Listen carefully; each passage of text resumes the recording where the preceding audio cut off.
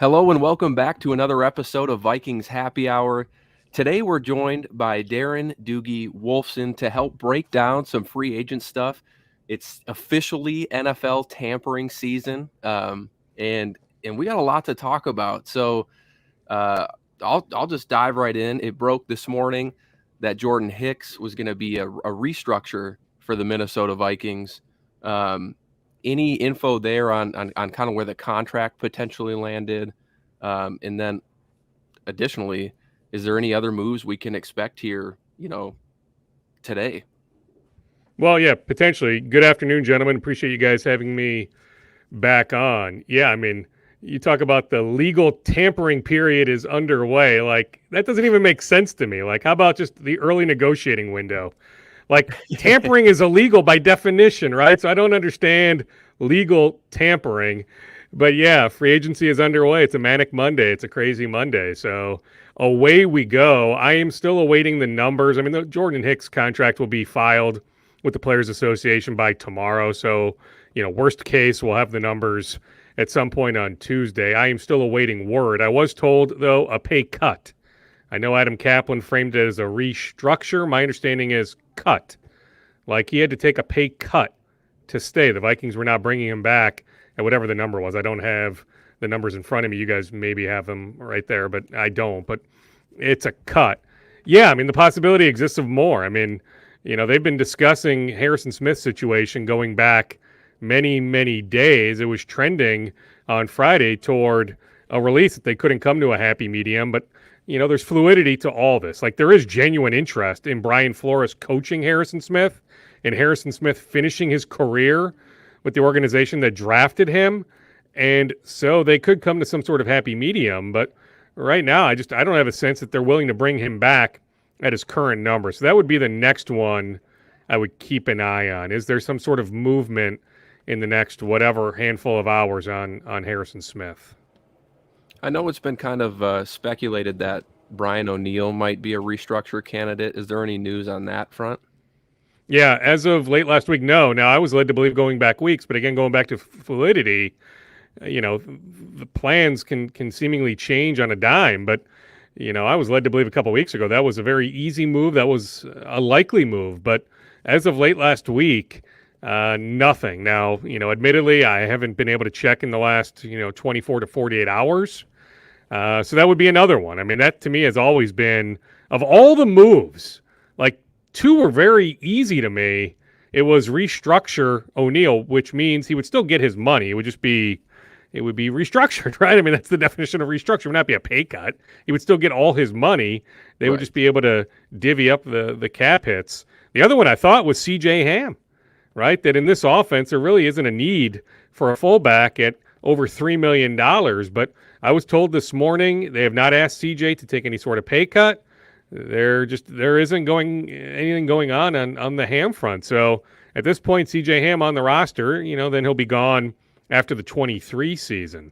But those were two moves. I'm like, okay, like, let's keep an eye on those two. The other one, but there hasn't been any movement. It'll probably take some time, maybe more like July or August. But them having interest in extending T.J. Hawkinson, maybe potentially lowering the 23 cap hit. But that's a down the road type move. But I just thought immediately, yeah, O'Neill. And I thought Ham, but I'm just telling you, I mean, in the moment, nothing going on with C.J. Ham. So at this point, again, fluidity to it. Like, you might see me put something out in the next 30 minutes where it changes. But I checked this morning, just nothing. They haven't approached him about any sort of pay cut. There's no buzz on a release. So, at this point, Ham back. And on O'Neill, yeah, maybe it comes at some point here. But as of now, nothing. But, like, there's still what? You guys probably know the numbers better than I. Is it $6 million above the cap, $7 million above the cap until we see the Chris Reed, Jordan Hicks numbers officially? But somewhere in that ballpark, like, there's still work to do. Yeah. And so, yeah, they have until Wednesday at, 3 o'clock Central, 4 o'clock Eastern to become cap compliant. So they still have some time. But, like, free agency's underway, right? Like, they want to do some stuff. I was at an event last Thursday at TCO Performance Center with Kevin O'Connell with some other members of the Vikings.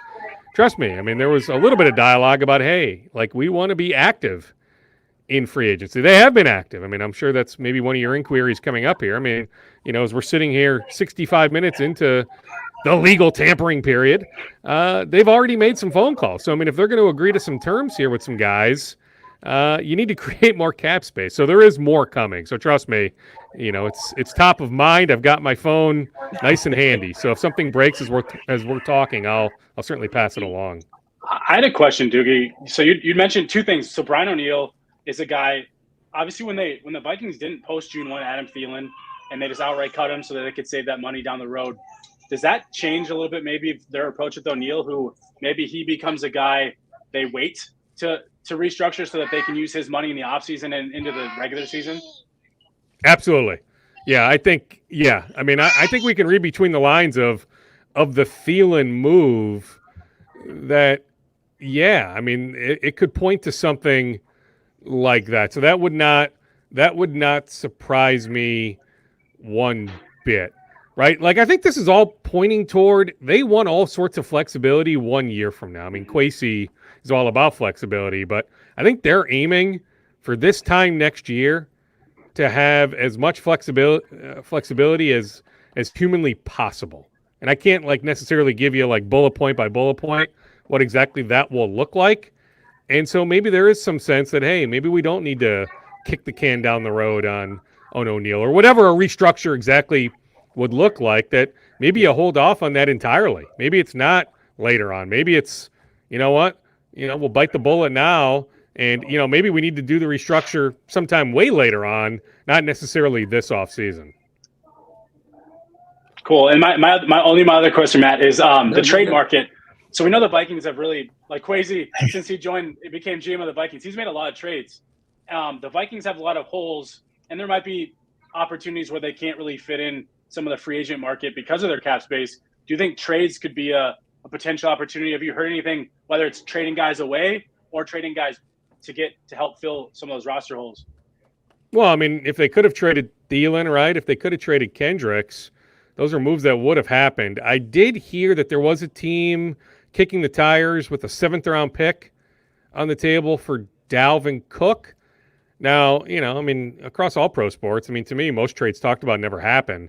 I actually see Dalvin here in 23 with, the potential subject to change. But right now, I see Dalvin Cook here this year. But that there was a team, you look at the running back market. I mean, the Cowboys keep their guy, the Raiders keep their guy, the Giants keep their guy.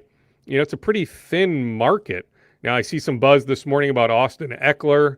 You've got some secondary guys, right, like Alexander Madison. There's a market for Madison, including the Vikings having interest in re-signing him. Detroit wants to do something, whether that's re-signing Jamal Williams or signing somebody else. Heck, you think about Madison's history against Detroit, right? If Jamal Williams, if something can't work out there, I would say, that'd be one team of a few to maybe keep an eye on with Madison. But, you look at the running back market, not a whole lot out there, right? And Atlanta wants to do something. Chicago wants to do something. Now, that might be as simple as them re-signing David Montgomery. Plus, if you're the Vikings, would you trade Dalvin Cook in the division? Not sure you would do that, right? Jacksonville's another team I would keep an eye on when it comes to the running back market. There's probably some others. People have opined on Buffalo, potentially Miami. But I know Jacksonville, Atlanta, and Detroit, they have Swift, but they're looking for a 2-punch to that 1-2 punch with Swift. But, yeah, I mean, outside of Dalvin, I haven't heard any sort of trade steam on Harrison Smith. I haven't heard anything on Za'Darius. I mean, that report's out there, right, that Za'Darius wants out because that's money related. He feels like if he hits the open market, there's more money to be made elsewhere. But I've not heard of steam on that. And, on Daniil, right, I mean, Daniil's low number here in 23. I mean, just logically, Daniil's not playing under that number. He just isn't, right? Final year of his deal. So what takes place with Daniil Hunter? So that'd be another situation I'd keep an eye on, but I've not heard of actual trade offers. Well, put it this way. I've not heard of the Vikings entertaining legitimate thoughts about trading Daniil Hunter. I imagine there's some interest league-wide, but I've not heard of Kwesi saying, okay, it's time to trade Daniil. But I'm keeping an eye on all that, trust me, with Dalvin Cook at the forefront. Go ahead, Ryan. There's just so much to keep an eye on, I'm sure. I'm going to bring up another kind of speculative thing, and obviously you might not have any answers to this or not, but even just getting your thoughts on this is Ezra Cleveland. So the early part of the tampering window, we've seen one guard, Chris Lindstrom, go for about $21 million a year. We saw Ben Powers go to the Broncos for about $13 million a year. We assume that Ezra Cleveland's going to be somewhere in between that when his deal is up next year. Or we might want to re-sign him early, potentially. I mean, he's in the last year of his deal. Have you heard any buzz on Ezra Cleveland? Do we want to keep him? Are we going to let him just kind of play it out? And then subsequently, Miles brought this up a couple weeks ago. You know, he was drafted here to be a tackle, and he's played guard. I mean, have we heard Ryan, have we heard anything on that? Yeah, well, I mean, I can tell you, his camp view him as a tackle, not a guard. I mean, it's not like it's, him reluctantly moving to guard. I mean, he's a good teammate, a good guy. I mean, he does as he's told, right? But yeah, naturally he views himself as a tackle. I've not heard of any sort of extension talks. In fact, I was told that the Vikings were exploring multiple interior offensive line positions going back to the combine. Like, that was the buzz from some high-profile agents, that after they met with the Vikings, their sense was the Vikings would go after multiple interior offensive linemen. Now, I don't know if that necessarily means just, hey, they have a couple centers on their list, and with Garrett Bradbury, a free agent, hey, you need to find somebody at one of those positions. Is it Ed Ingram after his rookie year that, he was okay, but you could certainly upgrade at that guard spot? Or is it the Ezra Cleveland spot? But I've not heard of extension talks on Ezra. I have not. But I'm just telling you, from his standpoint, Ryan, I'm just telling you, like, from his standpoint, he does. He looks at himself as, okay, at Boise I was a tackle. Like, I went high in the draft thinking I'd have a chance to play tackle in Minnesota. And, just based on circumstances, okay, I had that position flexibility to, push inside. But, there's still a desire to play some tackle. Yeah, I put out a tweet earlier this week or late last week around, Rashad Bateman's not very happy over in Ravens land, and can we bring the kid home back to Minnesota with a trade because they need offensive line help over there. So I thought that'd be a pretty interesting one if we were able to make that work. Well, I mean, they're exploring the receiver market, right? I mean, it wasn't just random that they had scouting representation at Odell's showcase last week. I mean, I've thought for a while, depending on what takes place here in free agency, that at 23, like, that could be a sneaky spot for a receiver. Heck, I was told last year in the draft they had all sorts of interest in Garrett Wilson, right? And he goes a few picks I heard that before, same thing. but yeah, I mean, if he had fallen to 12, like, do they pull the trigger there on a receiver? And so receiver still is top of mind for those guys. I've not heard of specific Rashad Bateman's team. I found it fascinating that he called out the general manager, though, right? To go on the record with those comments. I mean, that can't sit easy. I mean, Rashad's a good kid, right? I mean, I remember featuring him pre-draft. He's working out at Adam Thielen's facility in the East Metro. He had local representation for a little bit, but then, the agency business is nuts. He parted ways with Blake Barrett's, and there's been some questions about, the way he spends his money and, some other stuff. But now he's with a large agency that does have a good relationship with the Vikings front office. But I've not heard specifically of Bateman trade steam. But, now that they lose Powers to Denver, now you got me thinking. So I'll put that on my list of things to track down. But I just know the overall idea of finding an upgrade, whether that's, somebody that is the clear-cut number 2 receiver or somebody that can, complement Osborne, that is a want. I mean, they've got many wants, and they may not be able to satisfy all their wants, but that definitely is a want. So you mentioned that there's a couple, like, they've obviously put their feelers out for some potential free agents. I know a few weeks ago, even on Score North, you mentioned that Connor McGovern from the New York Jets might be a possible Garrett Bradbury replacement. Are there any other names that you can share with us that they've inquired on? Obviously, prefacing that it's all fluid, right? None of this is concrete information that will mean that they're going to sign this person. Yeah, I mean, inquiries are inquiries, right? I mean, there's going to be many teams, Matt, that inquire on these free agents. Ultimately, they only sign with one of the teams.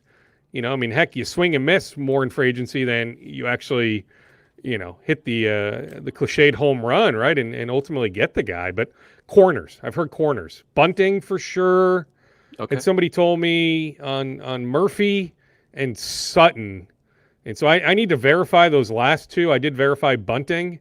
But I feel comfortable throwing out those three names here in this public forum.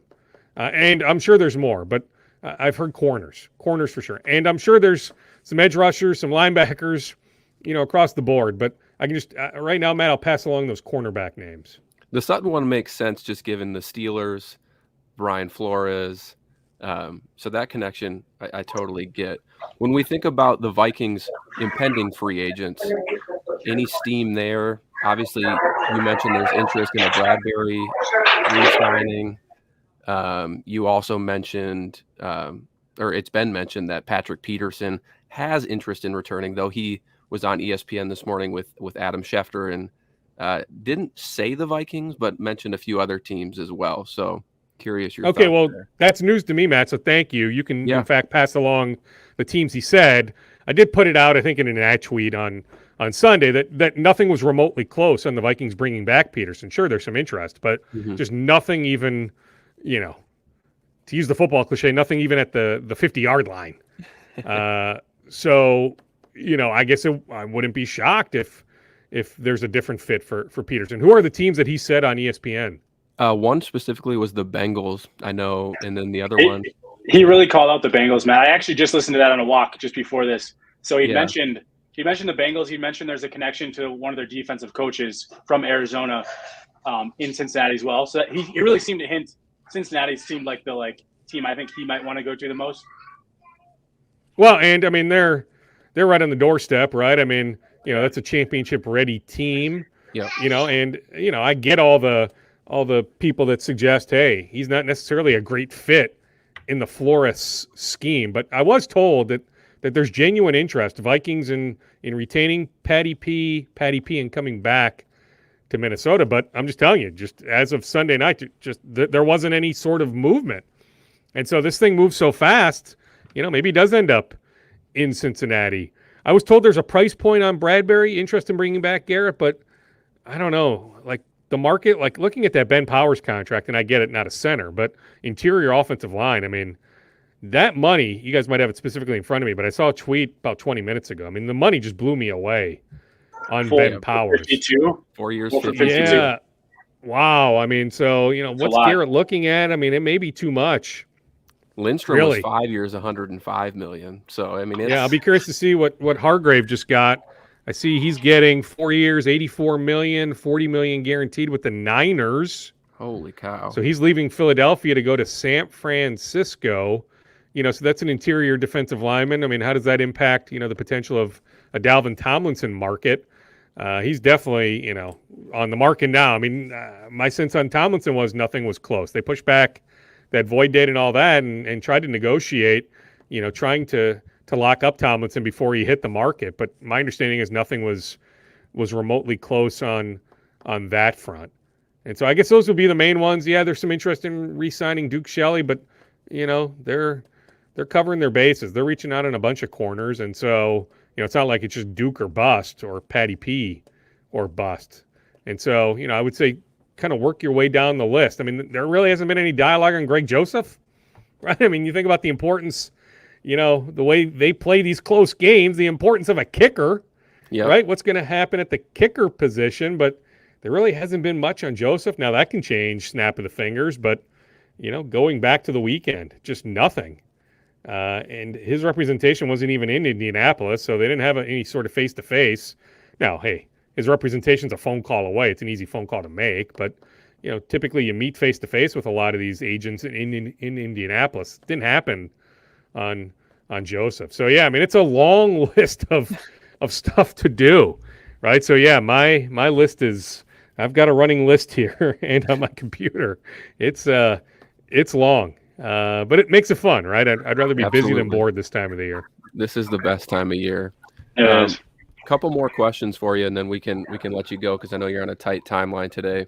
I'd be remiss if I didn't ask you anything around Kirk Cousins.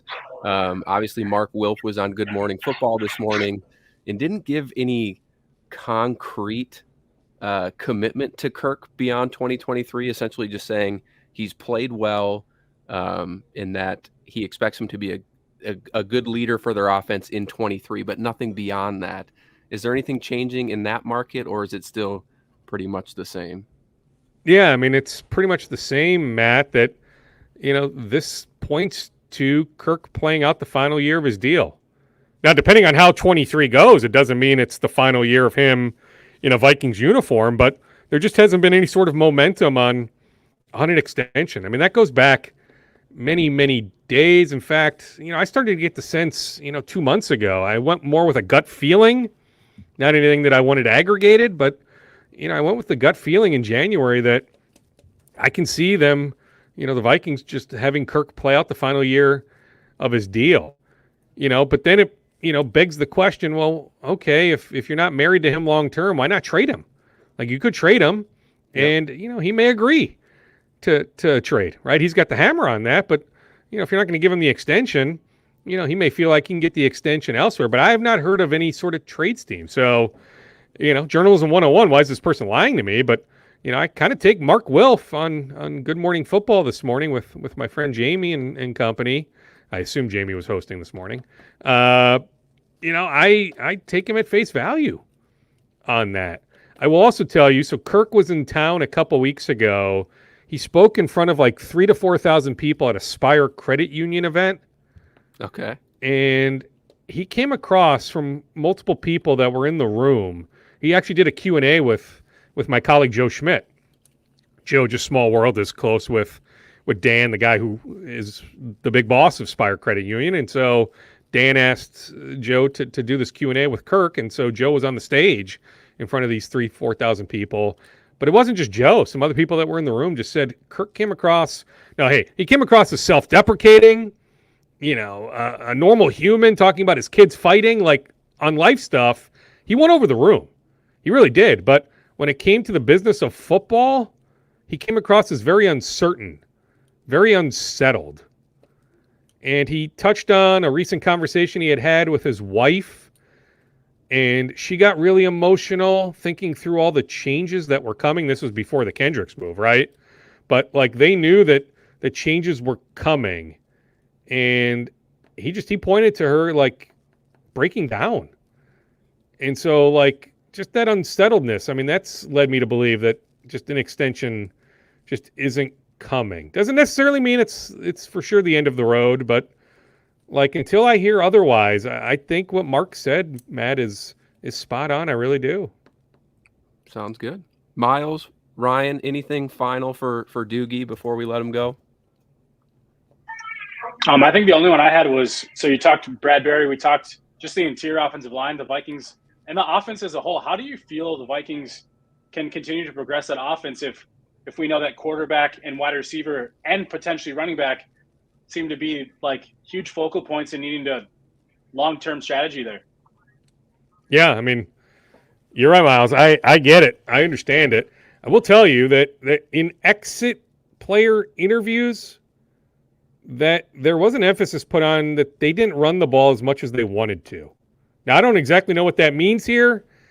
In 23, heck, I'll tell you this time last year, Kwesi was telling people at the Combine that, coming from Cleveland, it wasn't going to be quite the Chubb Hunt, 1-2, run the ball a ton, type offense. But, Kwesi was leading people to believe that they were going to run the ball a decent amount. And, Kirk Cousins threw the most passes of any Vikings quarterback in team history, right? So, the words last March didn't match up to what took place September, October, November, December into January. But I do know in the recent exit interviews that there was an emphasis put on, boy, we missed some opportunities to run the ball. We need to run the ball more in 23. And so that's why I'm thinking that Dalvin Cook is back. He's also as popular a guy as there is in that locker room. You need to be a little bit careful right? If they're going to keep continuing the theme of competitive rebuild, right? And maybe more of an emphasis on the rebuild right now, but like you don't want to fracture that locker room too much, right? Yeah. The division is still pretty wide open, right? I mean, this is presuming Aaron Rodgers will either retire or end up a Jet, so he's out of Green Bay. Okay, Detroit legit. Chicago, they signed TJ Edwards this morning. They're going to do a lot more. They're probably going to sign an elite right tackle and do even more. I get it, right? But, the Bears still have enough question marks. The Lions, okay, thare on the come, but like, are we ready to declare the Lions the favorite in the NFC North? And so to me, the Vikings are still the favorite in the North until they're dethroned, right? And until I hear otherwise on the Wilfs, Mark Ziggy, that they're really willing to hit like a complete reset, just it's hard for me to see that. And so, just it's a long-winded way, Miles, of saying I think they're going to find a way to run the ball more in 23. You still have Jefferson. Okay, you still have Cousins.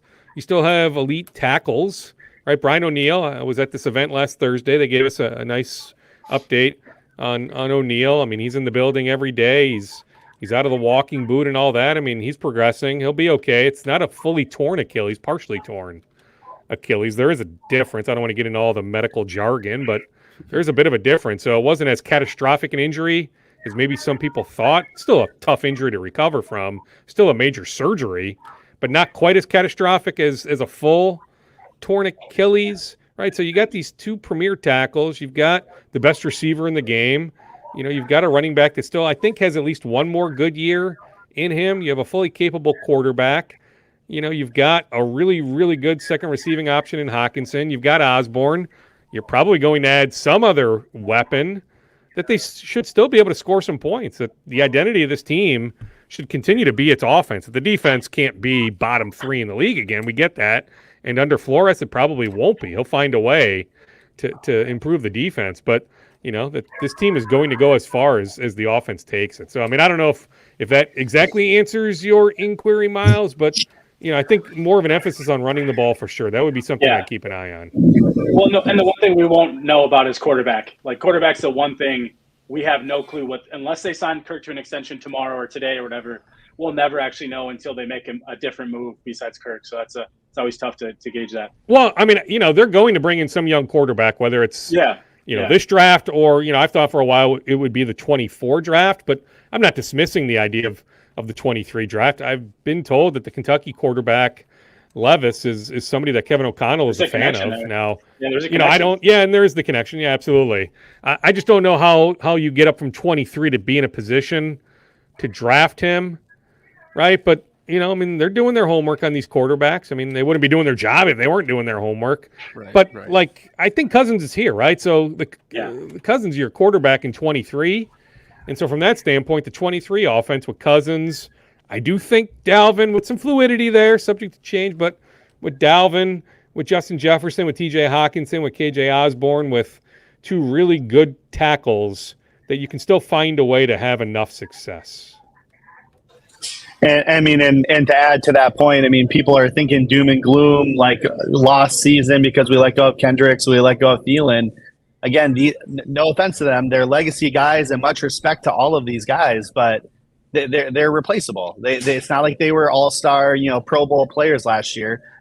So when we look at moving forward, their production is replaceable. And so I don't see the doom and gloom that a lot of people are seeing. I think that, we're going to be a competitive team again next year. I think we'll be competitive. I'm not saying that we're ready to I'm not saying we're ready to win a Super Bowl or anything, because we weren't this year. And I think we are going to be worse next year than we are this year, potentially slightly, at least based on record. But I do think that we're going to be making a run and trying to be competitive.